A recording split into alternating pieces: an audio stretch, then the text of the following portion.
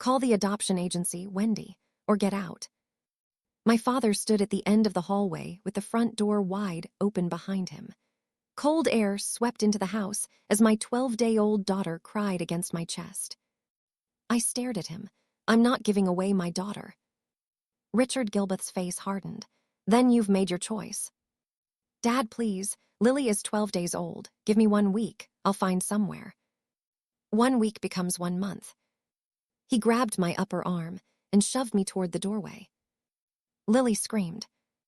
Richard, I gasped. You made your bed. Now lie in it. My half-packed diaper bag sat on the floor. I looked desperately at my mother. Mom. Diane wouldn't meet my eyes. She picked up Lily's baby blanket, placed it in my shaking hand, and whispered, Your father has made his decision. That was the moment something inside me changed. For 27 years, I had tried to be the daughter they could be proud of. I worked through college. I helped around their house. I swallowed disagreements because keeping peace with my father was easier than challenging him. Then I became pregnant. Lily's father disappeared almost as quickly as he learned about her. And to my father, being abandoned wasn't the tragedy. Being seen with an unmarried daughter and her baby was. What are we supposed to tell people? He demanded during my pregnancy. Do you understand how ridiculous this makes our family look? Apparently, appearances mattered more than whether his daughter had somewhere safe to sleep. I bent down carefully, every movement still painful from giving birth, and picked up the diaper bag. Please, I tried once more, just 7 days. No. 1 word. 27 years erased by 1 word. I stepped outside carrying Lily, her blanket, my phone, and whatever hope I had left. The door slammed. Then I heard the lock turn. I stood beneath the porch light staring at the house, where I'd grown up while Lily whimpered against me. I kissed her forehead. I don't know how yet, I whispered, but you will never beg anyone for a home. 9 years passed. My parents didn't see Lily once. No birthdays, no Christmases, no visits. Then, at 36, I was sitting at my desk one afternoon when my phone vibrated. The name on the screen stopped me cold. Mom. There was one message. Your father, and I think it's time we came to see you. I read it twice. After 9 years of silence, the 2 people who had thrown me into the night with a newborn suddenly wanted to walk back into my life. And I couldn't stop wondering. What had changed? I didn't answer my mother's message immediately. 9 years had taught me that silence could protect you just as easily as it could hurt you. Eventually, I typed, We can talk first. My phone rang less than a minute later. Wendy. My mother's voice sounded softer than I remembered. Hello, Mom. She exhaled. It's good to hear your voice. I said nothing. How is Lily? The question almost made me laugh. My mother was asking about a granddaughter she hadn't seen since she was 12 days old. She's 9. She's doing well. 9, Mom whispered. Your father and I are getting older, Wendy. We've been thinking that families shouldn't stay apart forever. Then I heard movement. Let me talk to her, Dad said. His voice hit me like that locked door all over again. Wendy. Dad. He skipped the apology I had once imagined hearing. Families shouldn't stay divided forever. I waited. No asterisk, I was wrong. No asterisk, I'm sorry I threw you out. No apology for Lily. Instead, he asked, Your mother says you're still doing office work. Something like that. And you're managing okay financially. Yes. Are you renting? That question changed the entire conversation. Why did a father who hadn't asked about his granddaughter in 9 years suddenly care whether I rented? I have somewhere to live. He paused. We're only asking because we're concerned. Concern. I remembered my first 2 weeks after they expelled me, sleeping in emergency housing for mothers, while Lily's bassinet stood inches from my narrow bed. I remembered taking night data entry shifts, then studying medical billing while Lily slept beside me. I remembered birthdays and Christmases when my phone never rang. And I remembered the one time I had broken the silence. Lily was 3 when she saw grandparents in a children's book and asked, "Mommy, where are yours?" That night, I messaged Dad. I told him Lily was asking questions. I said I was willing to talk if he was. His entire response had been 4 words. "You chose your life." I never contacted them again. Now Mom said, "Could we see you in person?" Dad quickly added, "You could come here." No. Silence. "If we're meeting," I said, "you come to me." Mom agreed before Dad could object. I sent my address.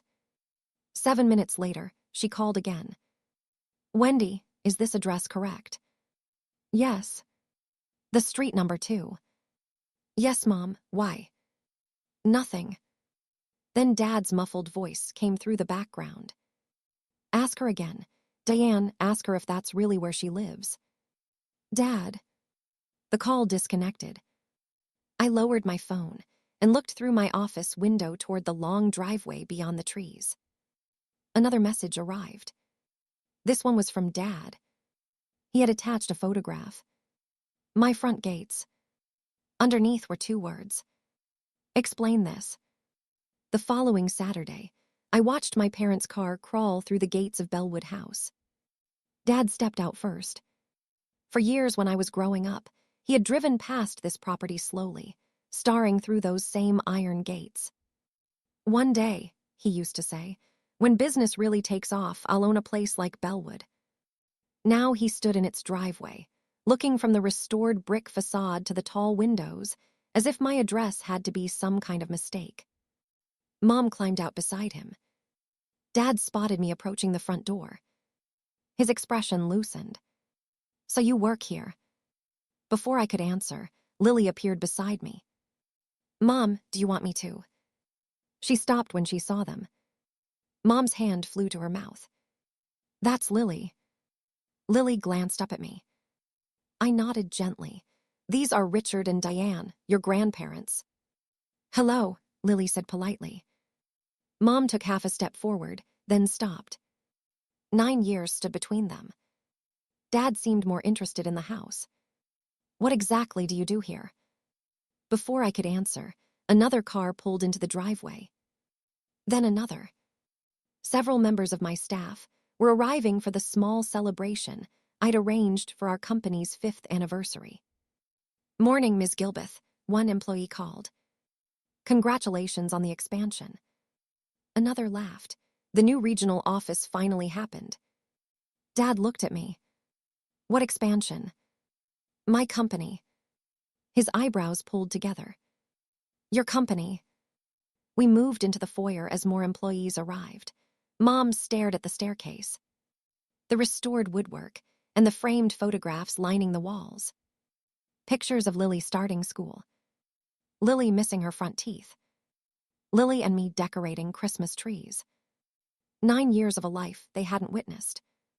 Dad lowered his voice. "So your husband owns the business?" I looked directly at him. "I'm not married." "Then whose company is it?" "Mine." For once, my father had no immediate response. I had spent years building a healthcare claims management company from the skills I'd learned when Lily was small. What began as freelance work had grown into employees, clients, and now another regional office. Dad's eyes moved around Bellwood again. Then he noticed a framed photograph showing the property during restoration. His face tightened. "Why do you have that?" "Because I wanted it framed." "No," he pointed toward the photograph. "Who owns this house?" Employees were still walking past us, so I refused to turn my family history into entertainment. "We'll talk privately later." His cheeks reddened. "You invite us here, parade all these people in front of us, and suddenly you're too private." "I didn't invite them for you, Dad. This celebration was already happening." Before he could answer, Claire, one of my longest-serving employees, approached carrying a folder. "Sorry to interrupt." She handed it toward me. The restoration contractor sent the final documents. Dad's eyes dropped to the paperwork. Claire smiled. Wendy, the contractor needs the owner of Bellwood House to sign this before Monday.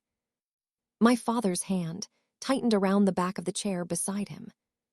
The last employee had barely driven through the gates when my father followed me into the library. You bought Bellwood. There was no congratulations in his voice. No pride.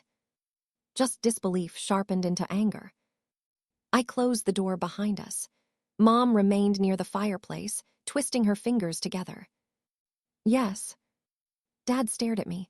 Bellwood House. I bought it 18 months ago. With what? I almost smiled at the question. My money. He paced toward the window. I remembered sitting in the back seat as a child while he slowed the car outside this property. When business really takes off, Wendy, that's how people will know I've made it. Now his daughter, the one he'd pushed out with a newborn, owned the place. I don't understand, he muttered. I saved. I reinvested in the company. I waited until buying it made financial sense. He turned sharply, and you never thought to tell us. You weren't speaking to me. That stopped him, but only for a moment. Something about his reaction bothered me. He wasn't behaving like a father overwhelmed by discovering his daughter had succeeded. He looked threatened.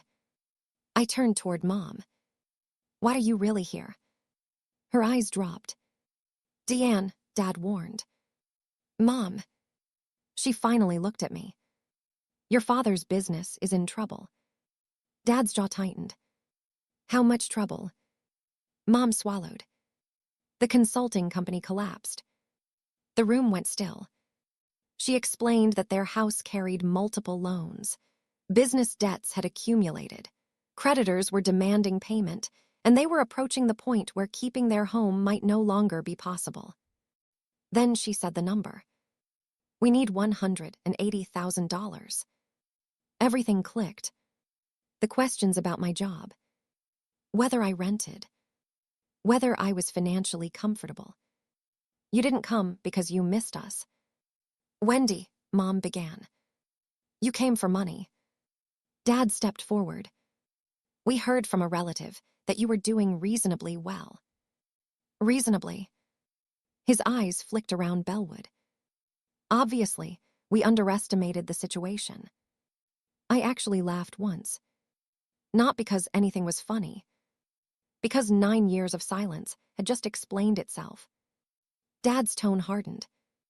We raised you for 27 years, fed you, educated you, gave you a roof over your head. Helping your parents now shouldn't even be a question. I stared at him. And what did you do when I needed that roof for one more week? He said nothing. Mom's eyes filled. Please, Wendy, don't punish us forever for one terrible night. One night. I crossed the library and opened a cabinet. At the back was an old folder I hadn't touched in years. I placed it on the table. Inside were the emergency housing papers issued the morning after my parents threw me out. Beneath them was a printed copy of the message Dad sent years later when I tried to reconnect. You chose your life. Mom stared at the papers. Dad's face drained. Then the doorbell rang. We all turned. Through the library window, I could see 2 familiar people standing on the front steps. My aunt and uncle. The relatives who had spent 9 years believing I had taken Lily and willingly abandoned my parents. I opened the front door. My aunt stared at me, then passed my shoulder at Mom and Dad. Wendy, Diane said there was some kind of family emergency.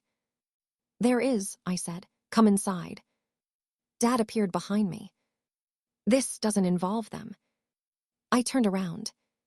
For 9 years, you made it involve them. That silenced him. We returned to the library. My aunt and uncle sat opposite my parents while I placed the old folder on the table. My aunt looked confused. I thought Wendy left because she didn't want anything to do with the family. I looked at Dad. Is that what you told them? Nobody answered. My uncle frowned. Richard told us you became rebellious after the pregnancy, that they offered to help, but you took the baby and disappeared. I slid the emergency, housing paperwork across the table. Look at the date. My aunt picked it up. Her expression changed. It was dated the morning, after Dad threw me out. I was 12 days postpartum, I said. Dad told me to give Lily up for adoption or leave. I chose Lily. My uncle slowly turned toward him. You threw her out with a newborn. Dad leaned forward. There was more context than, no. Mom's voice cut across his. Everyone looked at her. She was crying now, but she didn't hide behind her hands. No, Richard, there wasn't. Dad stared at her. Mom looked at my aunt. Wendy is telling the truth. The room went completely still. Richard said people would judge us, she continued. After Wendy left, he didn't want anyone knowing we'd put her out, so when relatives started asking questions, we said Wendy had chosen to leave. My aunt looked sick. You let us believe she abandoned you. Mom nodded. I pulled out the second document. Dad's message. You chose your life. I contacted them once, I said. Lily was 3. She started asking about grandparents, so I gave them another chance. My uncle read the message and pushed it away. Dad looked around the library, as if searching for somewhere else to put his eyes. Instead, he found photographs. Lily on her first day of school. Lily holding a birthday cake. Lily wearing reindeer pajamas beside our Christmas tree. 9 birthdays. 9 Christmases. 9 years. Mom noticed Lily standing quietly near the doorway. She rose. Lily. She reached out. Lily immediately moved beside me and slipped her hand into mine. Mom stopped. Her arm slowly fell. That hurt her more than anything I could have said. I squeezed Lily's hand. The night you threw us out terrified me, I told my parents. I spent 2 weeks in emergency housing. I took data entry shifts at night. I studied medical billing whenever Lily slept. Dad looked toward me. I started freelancing. 1 client became 3, 3 became 10. Eventually, I hired people. Then we expanded. I gestured around us. I saved for years, reinvested almost everything. 18 months ago, I bought Bellwood.